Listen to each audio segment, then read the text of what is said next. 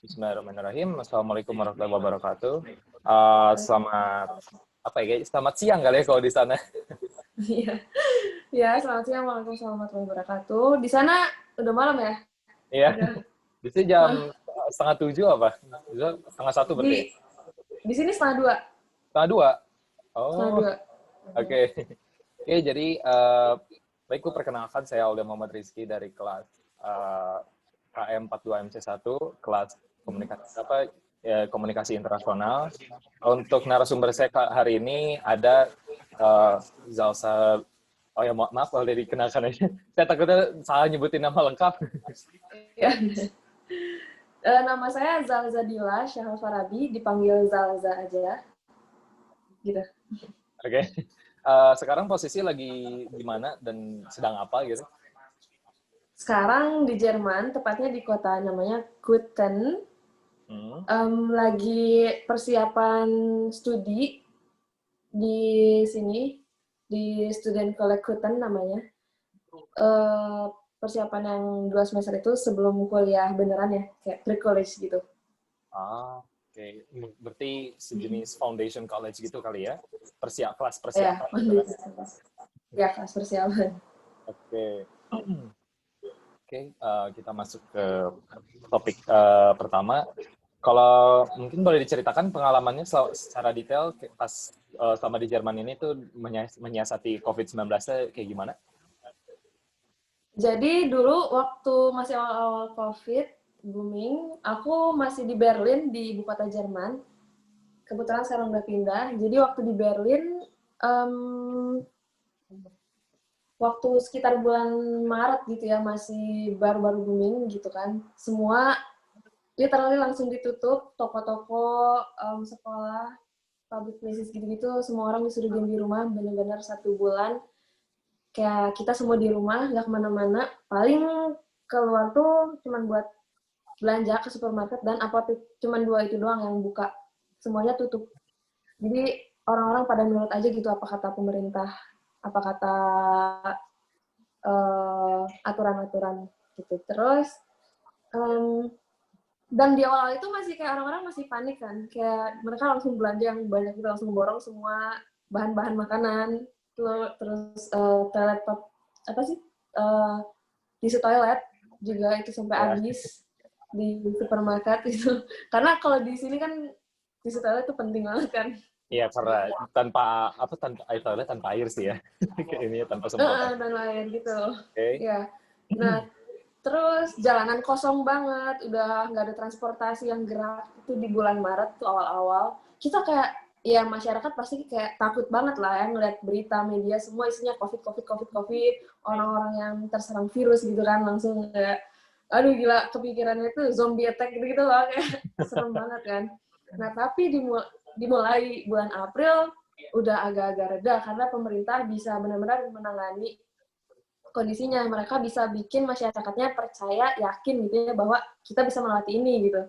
Sampai sekitar bulan Mei, Juni, Juli, si pemerintah terus memberikan arahan per bulannya, per minggunya. Kayak misalnya di bulan Mei ini sekolah udah mulai boleh masuk beberapa untuk yang kayak kuliah yang mau ujian gitu doang misalnya. Terus di minggu berikutnya nih transportasi ini udah bisa dipakai gitu loh. Terus di bulan Juli tuh sekolah udah benar-benar bisa buka semua. Sampai kuliah juga udah pokoknya semuanya udah normal, kantor. Nah, tapi bedanya kita harus pakai masker gitu loh. Kayak belajar pakai masker, sama jam kerja juga orang-orang kerja. Terus kalau kemana-mana harus benar-benar perhatiin jarak banget 1,5 meter antara orang ke orang gitu. Jadi Terus benar-benar kayak jaga jarak semuanya gitu nggak sih? Benar-benar kayak jaga jarak. Protokol tuh kayak iya, benar-benar benar-benar dipatuhi kali ya. protokolnya benar-benar diikutin sama kita. Sama semua warganya tuh benar-benar diikutin. Kalau kita nggak pakai masker, orang lain negur. Terus kalau misalnya kedekatan, tolong jauh dikit gitu kan. Kata orang-orang itu, gitu lah. Nah, terus di sekitar bulan Agustus September, kayak semuanya udah makin normal, udah mulai bisa traveling. Tapi nggak, ya ada beberapa negara tertentu juga kan yang belum ngobain, tapi liburan udah pada bisa sekarang tuh orang-orang travel kemana-kemana dengan memperhatikan kayak protokolnya gitu tetap. Jadi ada keterbatasan, Dan tapi ya udah mulai ada Agustus kebebasan September, sedikit lah ya. Mulai ada kebebasan, tapi masih dengan batas-batas yang ditentukan. Terus tadi kalau boleh nyela sedikit, sekolah tadi kalau nggak salah udah mulai bisa datang, kayak udah bisa mulai sekolah langsung ya katanya? offline. Iya, kayak Iya, ada iya. sekolah offline itu. Dan bahkan sekarang juga udah Sistem mulai shift bukan? offline. Gitu. Sistem shift Kenapa? gitu bukan? Shift, Uh, giliran. Enggak sih, dulu Nggak ya? dulu cuman kayak yang mau ujian doang nih, yang misalnya kayak kalau di sana yang angkatan kelas 3 SMP, kelas 3 SMA yang mau ujian nasional gitu kan. Nah, mereka suruh sekolah. Tapi sekarang udah mulai semuanya. Kita nggak ada shift-shift gitu. Jadi waktu itu cuma yang mau ujian, dan sekarang udah benar-benar semua. Udah offline. Dengan kayak duduknya agak jauh, terus pakai masker selama jam pelajaran gitu. Terus sebelum masuk kelas kita pakai desinfektan semuanya. Terus ya harus jaga kebersihan gitu-gitu. Jadi kita udah bisa offline kelas. Jadi udah bisa pada offline lah ya. Oke, terus kalau aku boleh nanya nih, menurut kamu gitu, kayak tanggapan kamu terhadap cara pemerintah Jerman dalam menangani pandemi ini gimana?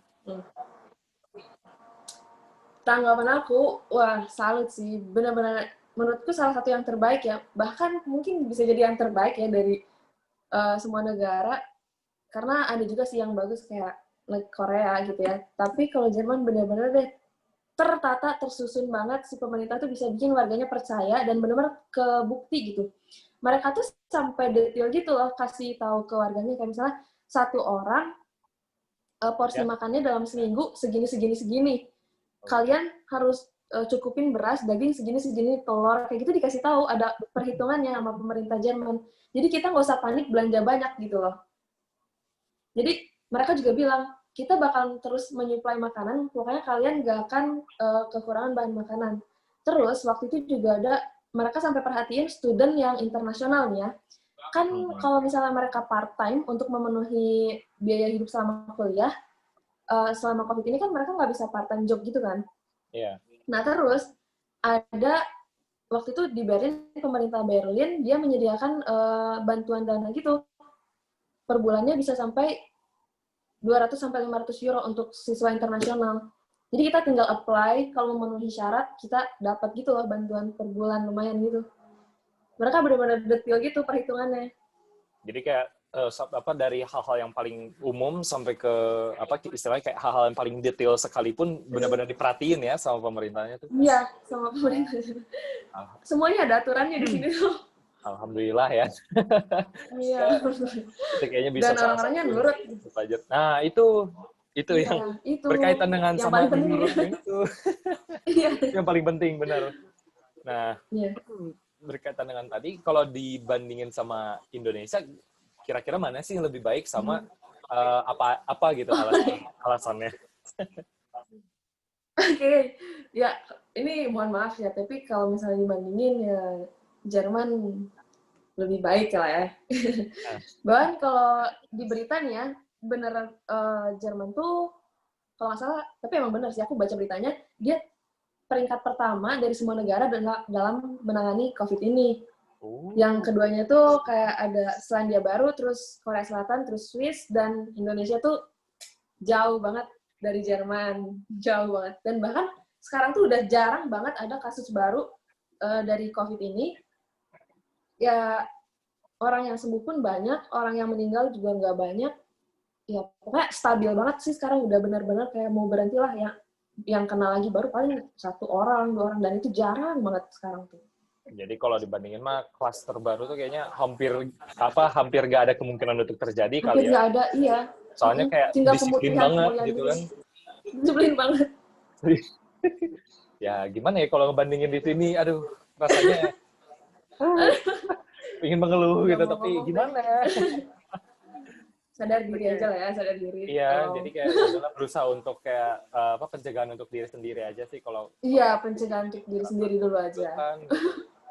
Untuk keluarga, teman-teman terdekat diingatkan juga boleh. Iya. Oke, terakhir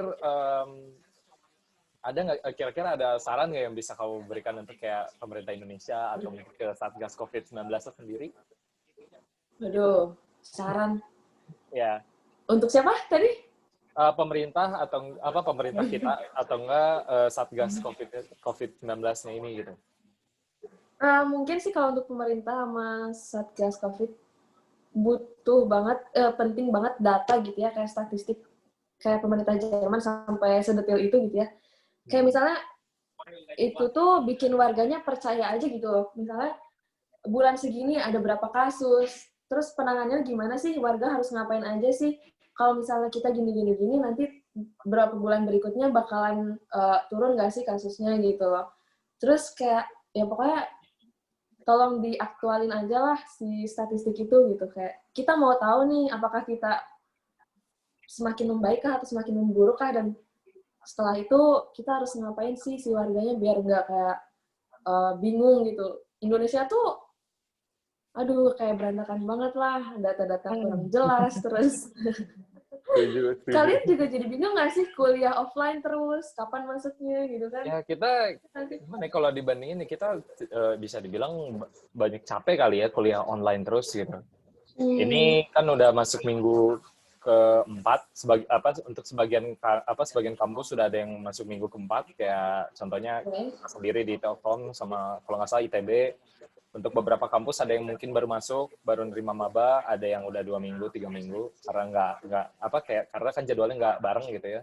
Cuma pada iya, dasarnya emang orang-orang semua pada mengeluhkan kelas online ini gitu. Karena iya pasti mungkin pasti nggak capek. biasa kali Iya, ya. iya pasti capek. Gitu Di deh. Jerman sendiri waktu itu kelas online cuma 3 bulan, 4 bulan, dan orang-orang Jerman udah kayak gak mau gitu. Jadi mereka benar-benar sekarang tuh karena kelas udah offline ya, mereka benar-benar menjaga jangan sampai kelas online terjadi lagi gitu loh. Kayak guru-guru aku bilang kayak gitu kan, dosen-dosen, terus kayak mahasiswanya juga. Jadi sekarang kita benar-benar menjaga aja. Jadi benar-benar kayak apa tindakan preventifnya dijaga banget ya biar nggak ada klaster baru gitu kan istilahnya. Bener protokol-protokolnya. Gila, gila. Oke, makasih udah mau jadi narasumber aku untuk hari ini ya.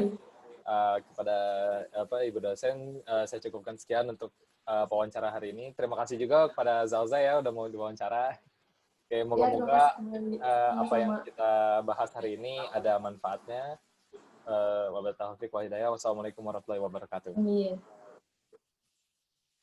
Waalaikumsalam warahmatullahi wabarakatuh.